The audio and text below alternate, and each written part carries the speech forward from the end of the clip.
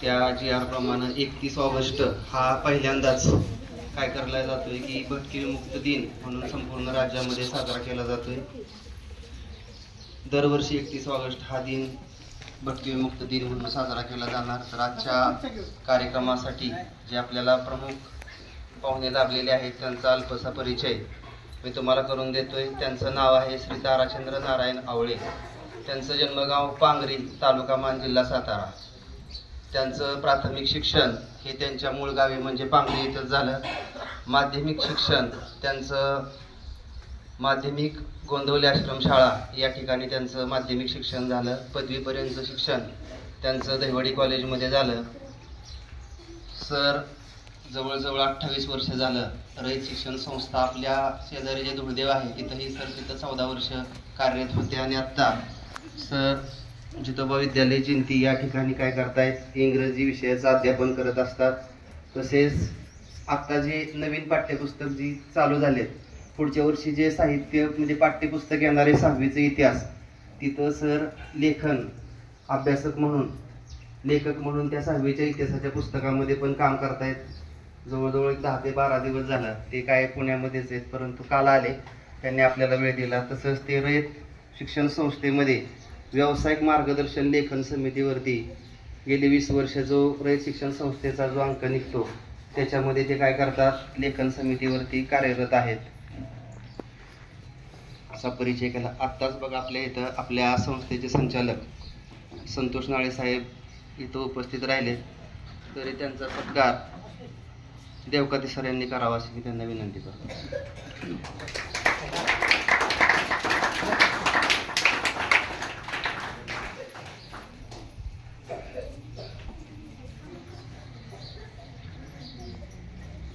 एकच मिनिट।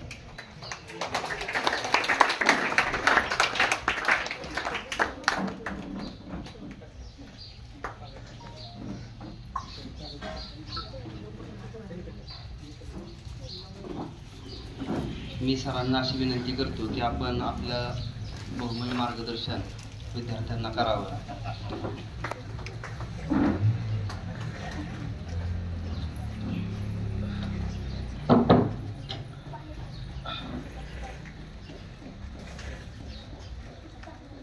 आज 5 पांडव आश्रमशाळा या ठिकाणी भटक्या विमुक्त जाती जमाती दिन साजरा होत आहे। खरं तर हा महाराष्ट्र शासनाने घेतलेला क्रांतिकारी निर्णय आहे आणि या निर्णयाच्या माध्यमातून असा महाराष्ट्रामध्ये प्रत्येक आश्रमशाळेमध्ये पहिल्यांदा पहिला दिवस साजरा होतोय। आणि आजच्या या शुभ प्रसंगी आणि गणेशाचं आगमन 2 दिवसापूर्वी झालंय, आज गौराई येत आहेत आणि त्या दिवशी या दिवसाचं औचित्य साधून येतंय। हा एक दुग्ध शर्करा असा योग आहे। लक्ष्मीच्या पावलानं आज गौराई येत आहेत आणि त्याच दिवशी हा दिन साजरा होतोय। खरंच महाराष्ट्र शासनाला धन्यवाद द्यावे तेवढे थोडेच आहेत। अशा या कार्यक्रमाच्या निमित्ताने 5 पांडव आश्रमशाळा ही जी संस्था चालली, त्या संस्थेचे संचालक संतोषजी नाळे सर, त्याचबरोबर विद्यालयाचे मुख्याध्यापक शिंदे सर, त्याचबरोबर दुसरे माळी सर, देवकाते सर आहेत, आमचे मित्र साळुंके सर आहेत, त्याचबरोबर पुढे तुमचा ज्यांच्याकडे मला वाटतं सांस्कृतिक विभागाने आमचे इंग्रजी विषयाचे मित्र शिंदे सर तिथे उभे आहेत आणि उपस्थित सर्व शिक्षक, शिक्षकेतर कर्मचारी, वसतिगृहातील कर्मचारी, बंधू भगिनी आणि विद्यार्थी मित्र हो। महाराष्ट्र शासनाने अलीकडच्या काळामध्ये जे निर्णय घेतलेले सगळेच क्रांतिकारी निर्णय आहेत। केंद्र सरकार ज्या काही योजना राबवत आहेत की त्या सर्वसामान्य तळातल्या माणसापर्यंत येऊन पोहोचल्या पाहिजेत आणि त्याचा लाभ सर्वांना मिळाला पाहिजे अशी माफक अपेक्षा ठेवून हा सगळा कार्यक्रम संपूर्ण महाराष्ट्रावर राबवला जात आहे। ही एक आनंदाची गोष्ट आहे आणि आपल्याला या गोष्टी शिकायला मिळतात, पाहायला मिळत आहेत। खरं तर आपण हे सगळं करत असताना तुम्ही विद्यार्थी आहात या विद्यार्थी दशेमध्ये आपण काय घेतलं पाहिजे आणि काय नाही घेतलं पाहिजे हे मात्र कळालं पाहिजे. अलीकडच्या काळात आपण मुलांना जे शिकवतो की हे करू नको ते करू नको, मुलं नेमकं तेच करतायत. हे करा ते करा हे अलीकडच्या काळात मात्र सांगितलं जात नाही. ही मात्र फार मोठी शोकांतिका आहे. 31 ऑगस्ट 1957 जो गुन्हेगारीचा कायदा होता की भटक्या विमुक्त जाती, ज्या सगळ्या भटक्या विमुक्त जाती आहेत, जवळपास 500 भटक्या विमुक्त जाती आहेत आणि त्याच्यामध्ये जवळपास 5000 त्याच्यामध्ये जमाती आहेत. संपूर्ण देशाचा विचार करता आणि ह्या जाती आणि जमाती यांना गुन्हेगारी प्रवृत्तीची लोक म्हणून त्यांच्याकडे पूर्वीपासून पाहिलं जात होतं. त्याची अनेक कारणं आहेत, त्याच्यावरती आपण बोलणार आहोत. परंतु या लोकांच्याकडे गुन्हेगार म्हणून पाहिलं जात होतं म्हणून शासनाच्या लक्षात आलं की या माणसांनी आपलं जीवनमान सुधारलेलं आहे, त्यांची मुलं आता शिकत आहेत, ती माणसं शिकलेली आहेत आणि यांचं जीवनमानाचा दर्जा जेव्हा सुधारला जात आहे तर आपण आता त्यांच्याकडे गुन्हेगार म्हणून पाहणं हे चुकीचं आहे. म्हणून 31 ऑगस्ट 1957 हा कायदा पाठीमागे घेतला. कारण ब्रिटिश काळापासून ते अलीकडच्या स्वातंत्र्य जरी मिळालं आपल्याला 1947 तरी सुद्धा 10 वर्ष पूर्वीच्या काळी या समाजातील लोकांना, भटक्या विमुक्त जातीतल्या लोकांना, मी जातीचा मुद्दाम आता उल्लेख करत नाही कारण जाती जातीमध्ये आता तेढ निर्माण व्हायला लागले आणि जाती जातीच्या नेत्यांनी जाती जातीमध्ये भांडण लावायला सुरुवात केली आहे. आता नुकतंच जरांगे पाटलाचं मला वाटतं उपोषण मुंबईमध्ये सुरू आहे आणि ओबीसी आणि मराठा संघर्ष येऊन पुन्हा आणखी एका टप्प्यावरती येऊन थांबलेला आहे. त्याच्यामुळे जातीचा उल्लेख नाही, फक्त भटक्या विमुक्तच भेटणार आहे जाती जमाती.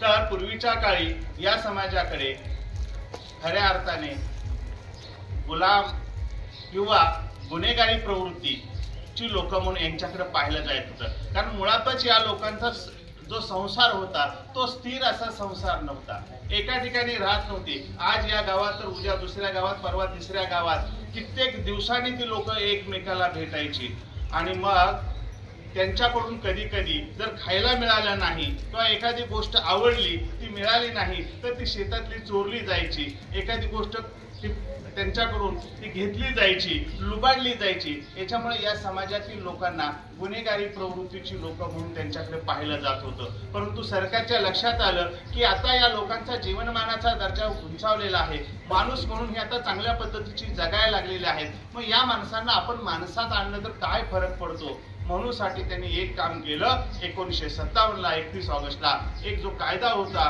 की यांची गुन्हेगारी हा जो शब्द होता तो मागे घेतला आणि तो कायदा पारित केला गेला आपल्या विधिमंडळामध्ये आणि मग तेव्हापासून तो गुन्हेगार शब्द निघाला. नाहीतर भटक्या विमुक्त जाती जमातीच्या लोकांना दरवर्षी पोलीस स्टेशनला हजेरी लावायला जायला लागायची.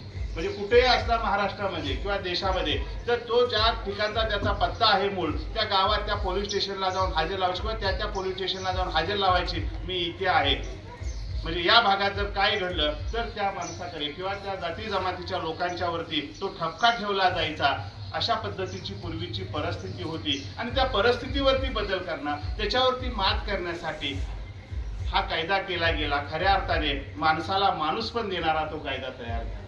नाहीतर आजच्या काळामध्ये माणसं माणसाशी बोलतात परंतु माणसं माणसासाठी बोलतात का नाही मला माहित नाही. परंतु माणूस जेव्हा माणसाशी बोलत असतो तेव्हा माणसाने माणसासमोर वागलं पाहिजे. परंतु आपण प्रार्थना सुद्धा आहे मला वाटतं, हे की नाही?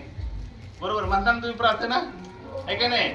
आणि मग ही प्रार्थना जेव्हा म्हणतो तेव्हा प्रार्थनेतला आपण काय घेतो हा एक विचार करण्याची वेळ आलेली आहे. खरंच मुलांनो तुम्ही भाग्यवान आहात की शाळेचं नाव सुद्धा, संस्थेचं नाव सुद्धा 5 पांडव आहे.